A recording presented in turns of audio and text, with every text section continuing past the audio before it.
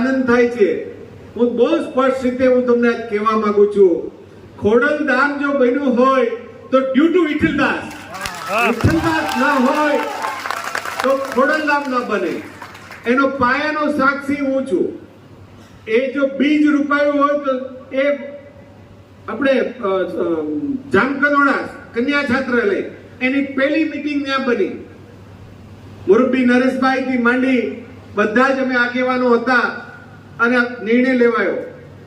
અને જે ખોડલધામ નું જે કઈ પાયામાં જે કઈ કરોડો રૂપિયાનું જે દાન આપ્યું અને દાન મેળવું એ વિઠ્ઠલદાસ અને વિઠ્ઠલદાસની શક્તિ હતી કે કોઈને હાથ મૂકે અને કોઈને વાત કરે એ વ્યક્તિને ના કહી ન શકે. કારણ એક જ હતું, જે વ્યક્તિએ જે દાન આપે છે કે એની સાથે રેપો રાખ્યો છે ને એ વિઠ્ઠલદાસને ફોન કરે અને ગાંધીનગરનું કામ હોય તો એ એમ કે તું ત્યાંથી રવાના થા, હું અહીંથી અહીં રવાના થાવ છું. સવારે 8 વાગે આપણે ગાંધીનગર ભેગા થશું. દિલ્હીનું કામ હોય તો હું અહીંથી દિલ્હી જાઉં છું, તું દિલ્હી આવ. આ વસ્તુ આ વ્યક્તિએ સમાજના એક કામ, સમાજના કોઈ પણ આગેવાનોનો કામ અડધી રાતે કામ કર્યા છે.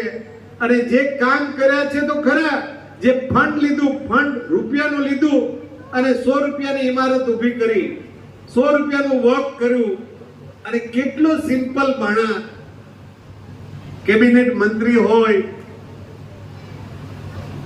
સંસદ સભ્ય હોય, ગામડામાં ગમે ત્યાં જાય, લગ્નમાં જાય, ગમે તે જગ્યાએ જાય. મને ઘણી બધી એની હારે મને એમ થાય, ગમે તે જગ્યા ગરીબ માણસને ઘરે જમવાનું હોય, ગમે તે હોય જમી લે, ગમે એ ટાઈટ તડકો ગરમી હોય, હસતો ને હસતો અને સ્કૂટર ઉપર રવાના થાય.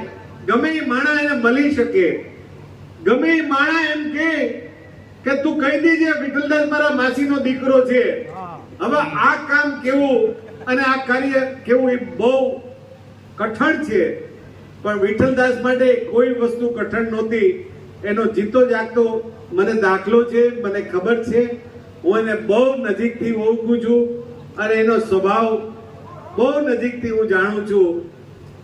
એટલે મારે એટલા બધા જે લોકો બેઠા છે, ઊભા છે, એને મારે એક અપીલ કરવી છે